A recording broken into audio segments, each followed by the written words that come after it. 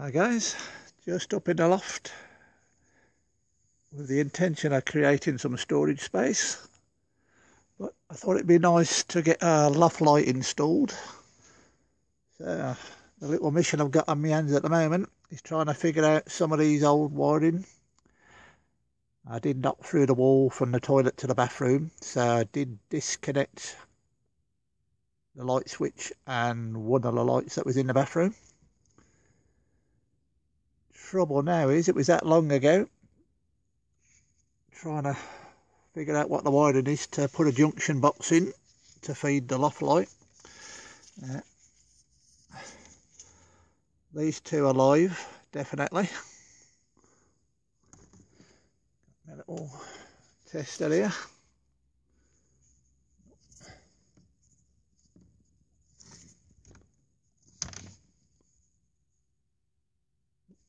Actually, I'll just turn the power off on the fuse board like a prep.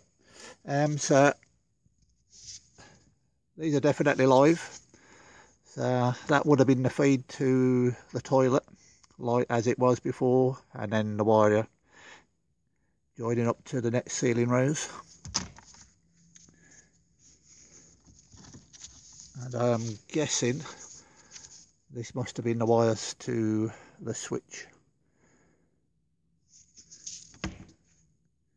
So I shall continue faffing about and hopefully figure it out so I can get my junction box put in here and not have to fret about cutting through any of the main chunks of wiring. So if I can get that installed, then it'll be nice and easy then for me to wire up a loft light. So I'll let you know how it goes. Catch you later.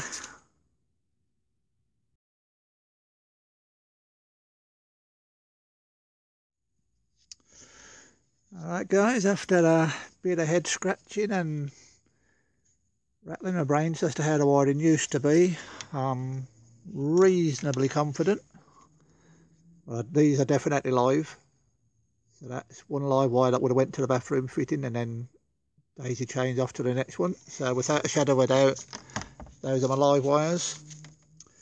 I've just took one part of wiring off, which would have been, I am guessing, the live feed and the switch live down to my switch. So this wire continues along towards the next one. So we've definitely got a nerve. I'm pretty confident the other one is the neutral. So assuming that's the case, I shall wire these up into this little junction box. Then I'll check all my lights are still working as they should do. I know I haven't screwed anything up. And then that theoretically, that should be easy then for me to put the wires into that junction box to put a strip light up here. So I shall crack on and do that, and then just check everything's still working and nothing goes kabang. Fingers crossed it won't. Right, catch you later. Hi everyone, just thought I'd give you a quick look at one of these 4-foot batten light fittings in case you're ever having to fit one. I've never done this before. I'm used to opening these things up all the time, working in a school, forever opening them up to replace tubes and replace the starters in them, but this will be the first time I've actually installed one. So I just thought I'd show you how they come in the pack. Have to excuse me shaky camera work, I've lost my little tripod. So we just pop it open. So you've got the light tube in there. Little foam pieces to keep that safe. The whole light fitting had them big square foam pieces over it, straight out of the box. So the unit's kind of tucked upside down at the moment, so I've left them in. These actually stick through when it comes. This is just to hold it all in place. So you'd have them two little grey tabs sticking out. Just push them tabs together. Then you got them both ends of the light fitting, and then it'll lift out then. Now, just flick it over.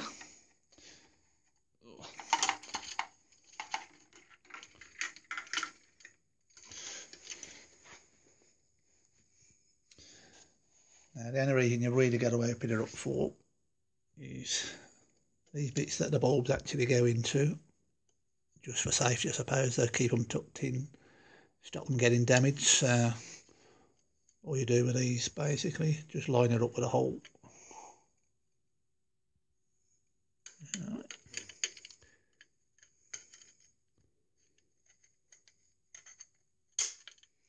Yeah, that just pushes through. There you are on the other side now, ready for your bulb to be placed in. Then obviously you'd flick that back over the way it was, push it back down over these grey tabs to lock it back into place again. You got these little wires, they're just lying in the bottom when you open it up, so you just click them, just a little clip light, put them through that little hole. That's just for easy use for the, I suppose, for the electricians when they're working on them. They can take it off and then you can just have that hanging there if it was attached to the wall. So all fairly straightforward so far.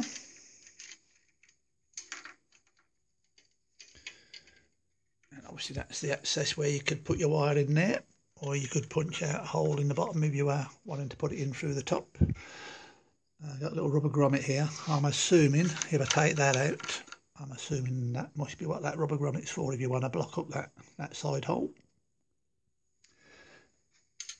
I just flip the case over.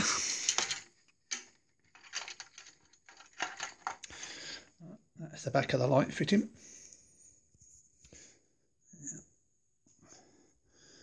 You get these little metal brackets and they go along here, so that's got a bit of room to put the other side on, so you can actually slide that along. So that gives you a little bit of tolerance when you're fitting these brackets to the wall. You don't have to be 100% accurate with your measuring, you can move it back and forth a little bit, which is handy for people like me who always tend to be a little bit off when I'm measuring stuff like this up. So that just snaps onto place, that does. You also get a little clip thing here. There you go, that comes off the unit. If you wanted to put that on, yeah, basically it just presses together and you would just squeeze it together, push it through them holes and then let go. Now hold it in place. I like that one. The idea of them would be if you weren't screwing it straight to the wall, but you were actually going to hang it from a ceiling, hang it on from a chain from a ceiling, then that's the idea of what them little clips are for.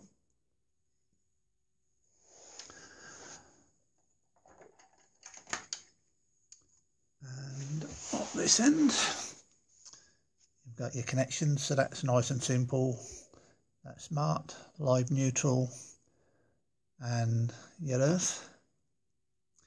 Now the thing I did have to research on these are wired up ceiling roses before, which have only got 9 connections in your average ceiling rose, but these don't have that. You've got them 3 connections, that's all. So I was a little bit confused as to how you get your switch live to it, so I had to research that. I've done a little diagram just so when I was up there, just to remind me of how it goes, so I shall show you that shortly, just so you know how to do it. Basically you've got to go through a junction box to do your wiring to get your switch live working.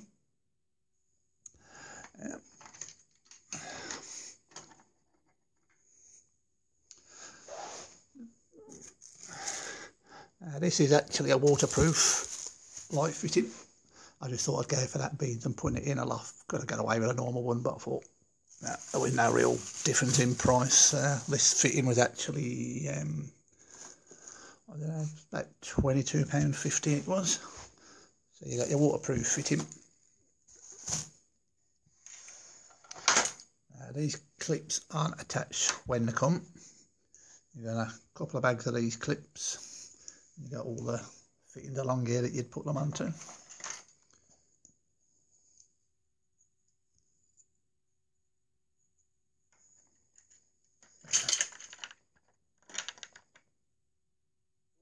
Hard single-handed, but you see the little clip where it goes onto, and you got that little tab where my thumb is, so you just push them down, snap them into place, then they all go up, clip into place to hold that glass casing on. You got a couple of bags. All these bits and pieces are actually inside the unit when you first get it. So you've got some clips, you've got some raw plugs and some screws, and a couple of wire connectors. I believe from the quick read of the instructions I think there for if you have come straight from a ceiling rose and you've got the extra wires that you would have in a standard ceiling rose, you've got somewhere to terminate them wires as you don't need them with this system. And the other thing you have to pop in the fitting yourself.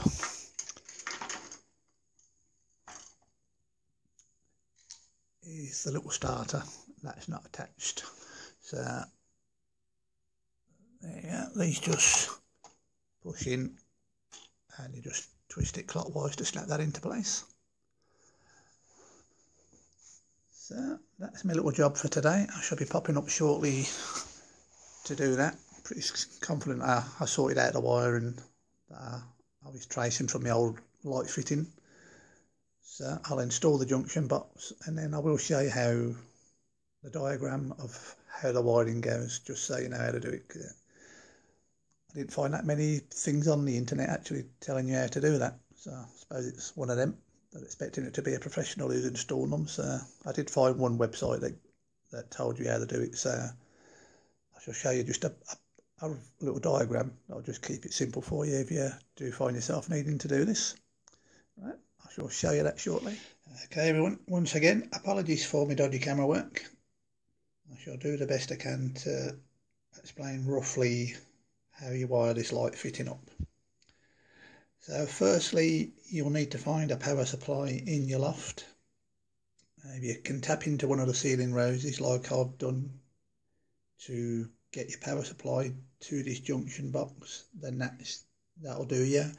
Or you may find you'll have to find one of the main cables coming through your loft and actually cut through that cable to give you your live neutral and earth. So if you picture a cable maybe coming through here, so all you're going to do with that main cable, if you have to in your loft, is you're going to find a cable roughly where you want to put your junction box, cut through that cable, strip the ends on both sides of the wires, and then you're just simply going to reconnect that again back in this junction box, just as it would be your live earth and neutral.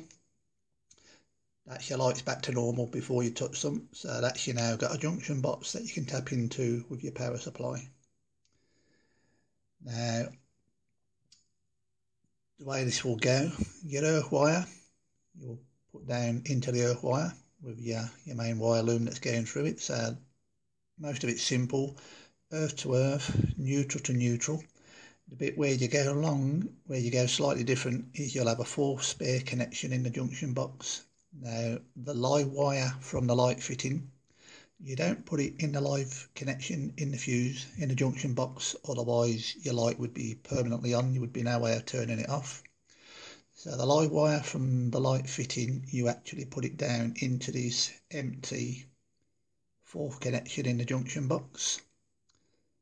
Then to the light switch itself, you will put the live up to the top connection in your light switch. It's normally marked COM. That's a power supply to your light.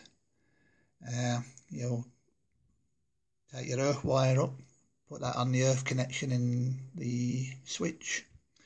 Now, assuming you've used twin and earth cable, the cable you're left with, which would normally be the neutral wire, you're actually going to put that in the bottom connection in the switch, and that is now going to become a second live wire. So you've got the power to the top of the switch. Then when you turn the switch on, that makes the connection down onto this neutral wire, which is going to be the live wire coming down, and then that one you drop into that 4th connection. Now that now gives you, when that switch is turned on, that gives you your power supply down to go up to the light fitting.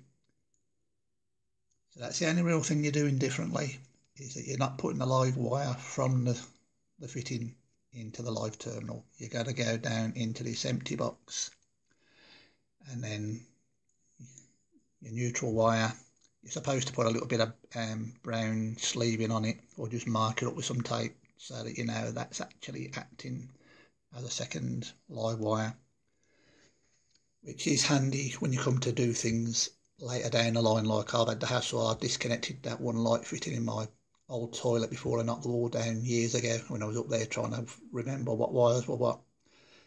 It was a bit of a struggle scratching my head. Now if I'd gone to the trouble of marking them wires up at the time, it would have been a lot simpler. So either just put a bit of brown sleeving on it or just a bit of tape on. So I'll try and hold it steady, so you'll be able to zoom in. And so I thought I'd do this just so I could take her up in the loft for a quick reference. I hope that helps you out.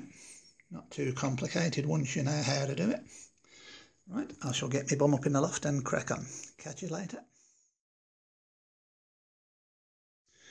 Alright, while we're at it, I thought we might as well have a quick look at the actual light switch itself, just to show you how they work.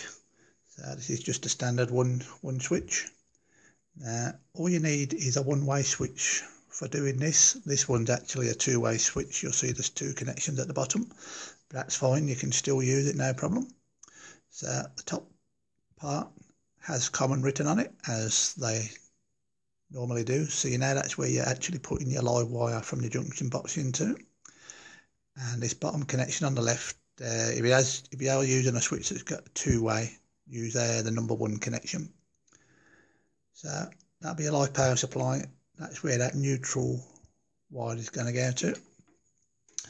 And then as you turn your switch on, that's when it makes that connection between them 2 points. So that's a continuity there now. So that would be a neutral wire now, sending that power down to the light fitting. Now in this particular box, there isn't actually a connection to put your neutral, your earth wire into. Sometimes you don't get in plastic boxes because plastic actually is non-conductive. So even if the live wire was to fall out of the connection, which is actually sitting against this box, and you touched it, you actually wouldn't get a shock from it. But just to tuck that earth wire away, you can just use a standard little electrical block connection. Stick your earth wire in there and just leave that sitting in there out of the way. You know it's covered up and it's not going to be a problem of any sort. In the bottom, you got these various bits you can punch the holes out on. All of these just break away for whatever you're going to screw it. I think the 2 centre ones are probably the screws. You can knock either of these out for whatever you're going to feed the wire through. So that's just a quick look at that for you.